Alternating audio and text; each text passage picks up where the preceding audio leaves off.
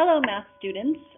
Welcome back to Module 12, Statistics and Probability. This is Lesson 6, and it is called Populations, Samples, and Generalizing from a Sample to a Population.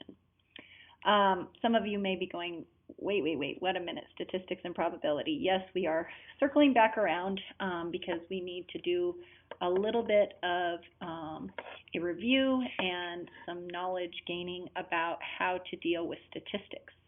So our goal for today we will learn the difference between a population and a sample and how to interpret and use the data collected. The question that I want you to be thinking about is, what is data called collected from a population and a sample? All right, so things to know. Statistical questions are used to collect data. Data is used to determine the validity of certain things. Surveys are the main way to collect data. Data must be collected from certain objects. The objects can include people, animals, and plants. There are two types of object groups. Those two types are a population is one type and a sample is the other type. So the two types are what we call a population, and the other type is called a sample. So those are the two types of groups of the objects. A population is an entire group of a specific object. An example of a population would be the entire 7th grade at Sonawa Middle School. That would be a population, so it's the entire group of a specific object. A sample is a smaller number of the specific group. So an example of a sample would be just the boys born in January who are in 7th grade. So our population is still 7th grade, but we're focusing on a small group of boys born in January, so that would be a sample of the population, okay? So we need to know the difference between what a population is and what a sample is. The data collected from a population is called population characteristics, and the data collected from a sample is called statistics. Okay, so you need to be aware of those as well because we're going to be asking you what is the data called based on which object group you're working from. Describe what you would do if you had to collect data to investigate the following statistical questions using either a sample or a population. So you have to, based on what the question looks like, you have to decide, are they taking the data from a sample or are they taking the data from a population? Explain your reason in each case. Okay, so here we go. We're going to take a stab at it. How might you collect the data to answer the question, does the soup taste good? Okay, so I want you to think about that. If you're trying to collect data to answer the question about how soup tastes, are you going to take your data from an entire population or are you going to take your data from a sample? That's what you're supposed to be deciding based on these questions. How might you collect the data to answer the question, does the soup taste good? One way that you could collect the data is you could walk around the school and you could ask every kid in 7th grade whether the soup tastes good or not. Okay, that's one way of doing it. Or you could get a good sample that represents all of the kids in 7th grade to ask them if the soup tastes good. And because you're doing that, that gives you your two types of populations that you're picking from. So I would say this question, to get a better representation of the data, is I would go with a population where you ask everyone, okay? Another question that you need to decide whether you're going to use a population or if you're going to use a sample would be, how might you collect data to answer the question, how many movies do students in your class see in a month? How many movies do students in your class see in a month? Again, on this one, I would say I would go with the population because you're talking specifically about your class. So that means you only have to ask 34 kids. And so it would be very easy to use your population to answer that question because your population is rather small. Okay. The next question, how might you collect the data to answer this question? What is the median price of a home in your town? So what you have to figure out on that is the median price means what about half of the prices in your town. And so what you're looking at for that one is all of the prices that are represented of houses in your town. That's really hard to get to everybody because you don't know them. They don't know you. And it's really weird to just go up to every door in Flagstaff and say, what is the median price of your house? And they're going to slam the door in your face, some of them. Or some of them won't even know because they don't own the home and they're just renting. So I would say for this one, the best way to collect data would be to get a sample of all the different types of homeowners and then ask that sample this question, and that would be how you get your data for that. So are you starting to see a pattern of the types of questions? How does the soup taste? You could ask your entire population. How many movies did you see in a month? You can ask your entire population. But when you actually live in a place where you have bazillions of houses and you don't know all of the people, I would say a sample is a better way to get your data on that question. Okay, so that's what you have to understand. You have to understand the difference between a population and a sample. All right, next part, identify whether the result would be based on a population characteristic or a sample statistic. So what we're asking for is the answer to the question that you asked. Would it be considered a population characteristic or would it be a sample statistic? Remember, the population characteristic is the answer to a question that you ask a population. Remember, a sample statistic is the answer to a question that you ask the sample group. So that's what you need to know of the difference between the two. Does the soup taste good? We decided a population would be the best people to survey, so this would be a population characteristic. So I'm sitting here talking but not writing anything. Let me go back here really quick. We decided the soup, the best group object would be a population. Population. The next question that we asked, we decided that it would be good to ask a population, especially if it's your class and your class only has 34 kids. And then how do we collect the data for the median price of a home? I would say we need to do a sample on that.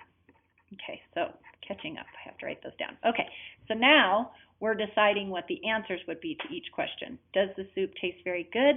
Because we said that we were going to be polling a population, then we would say this is a population characteristic would be the answer.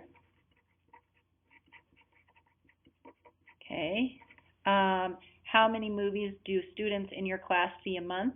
Again, we're going to say that's a population characteristic because we asked the entire population of our class. And so the answer is representing everybody in the class, so that's a population characteristic. What is the median price of a home in our town? That is going to be a sample statistic. Sample statistic. Because it represents the sample and it's their answer. So a sample statistic. Okay, so I'm hoping you're understanding the meanings of these different words. Indicate whether the following statements are summarizing data collected to answer a statistical question from a population or from a sample. Identify references in the statement as population characteristics or sample statistics. Okay, so first we have to decide, was the data collected from a population or a sample? And then the actual data that is being shared, is it a population characteristic or is it a sample statistic? 54 of the responders to a poll at a university indicated that wealth needed to be distributed more evenly among people. So 54% of the responders to a poll at a university. So to me, if you're at a university, that's a pretty big group of people, and it says 54% of the responders to the poll. So did they ask every single person on the university?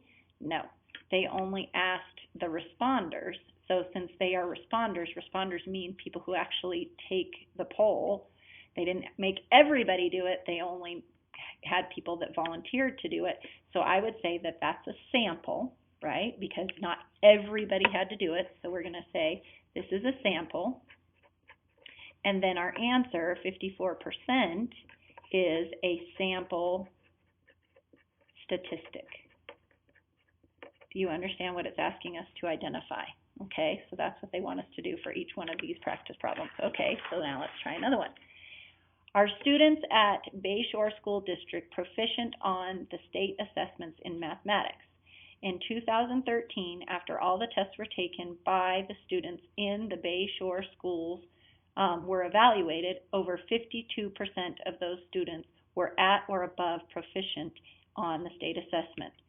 So after all tests were taken by students, that means all the students in the school, okay, then we would say that this has to be a population, right?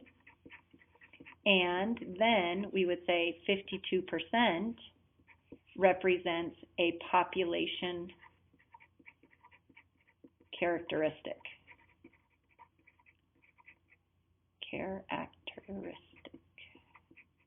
Okay, so that was pretty easy to decide. Okay, does talking on mobile phones while driving distract people? That's the question on the survey. Researchers measured the reaction times of 38 study participants as they talked on mobile phones and found that an average level of distraction from their driving was rated at 2 2/25 out of 5. Okay, so the key words in this one for me is it says 38 study participants. 38 study participants, and we're talking about all drivers in the world, okay, because it says, does talking on mobile phones while driving distract people? People means everybody. So again, because it said that 38 study participants said, we would have to say that this is a sample, because it's not everybody in the world, it's just 38. And then it says that the data, 38 study participants, as they talked on mobile phones and found that the average level of distraction from their driving was rated at 2 2/25 out of 5. So we would say 2 2/25 out of 5 would be a sample statistic. Okay, so are you understanding how we're identifying this stuff? Okay, I hope you are. All right, now that you've practiced determining a population, a sample, a population characteristic, and a sample statistic, we need to learn how to choose an appropriate sample that represents the population completely. There are two types of samples that happen. A random sample, random samples are decided by using a random drawing of the topic by following a specific set of directions. A convenient samples are decided by the person trying to make a random sample. Most times a convenient sample is not and will not be random because you're just picking people and you're actually doing the picking. You're not letting something else decide. You're doing the picking. Convenient samples do not represent the population that the survey is seeking. So convenient samples are the types of samples that we don't want you to use. We would rather you base your samples on something completely random. Okay, so you need to know the difference between those two types of samples. Okay, so now that we know those two types, random meaning that they were completely out of your control, random. Convenient means that you picked. So check this out. In our class, I would like to figure out a sample of how many times a girl will be called from the class roster. So you all have seen my class roster. It has all of your names on it. Okay, what would be a way to determine a convenient sample? For me, what I'm thinking of, what would be a way to create a convenient sample, it would be, I would say, raise your hand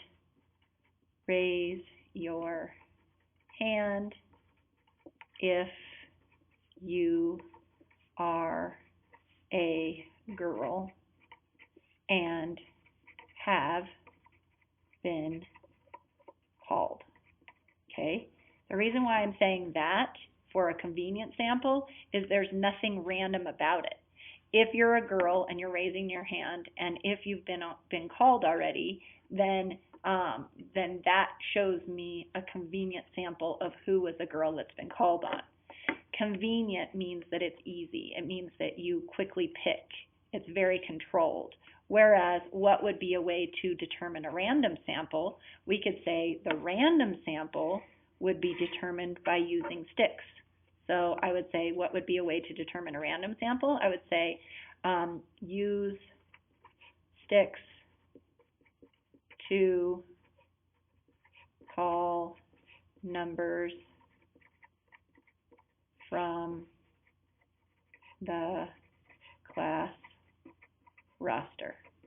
That is very random because I can pull a stick out, call your name, and then put it back in, mix them around, pull it out, and then I could possibly get your stick again. So that's what makes it random, okay? I don't have any idea which stick I'm choosing. So which way would be a true representation of the population that I'm seeking?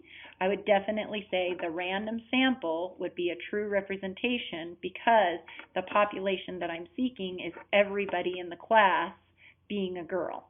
And so when I put all the sticks in there and I randomly pull and it's a girl, then you're giving every girl that's in the class on that roster a chance of being called, not just pick the one that raises her hand, okay? So I would definitely say that the random sample is a better representation. The random sample is a better representation. Okay, so that's pretty interesting. Okay, next, create a random sample of the number of times a girl will be called by collecting a random sample from using sticks with 8 draws. So basically what we would do is we would take our roster and we would pull out a stick and number 7, and then I would say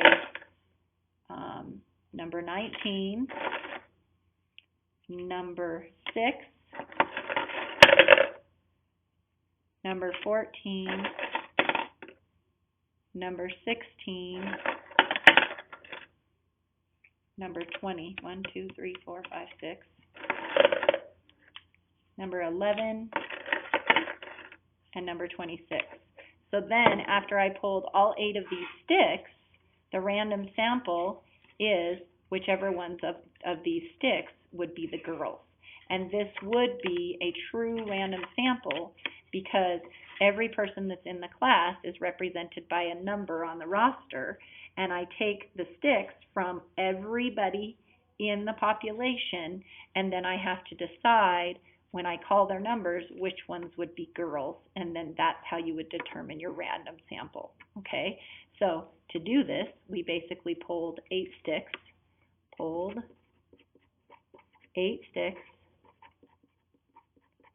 numbers 26, 11, 20, 16, 7, 14, 19, and 6.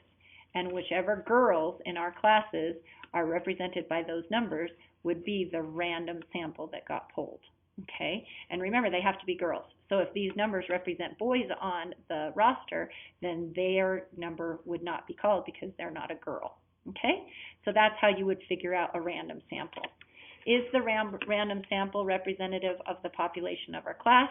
The answer to this one would be yes, because everyone has an equal chance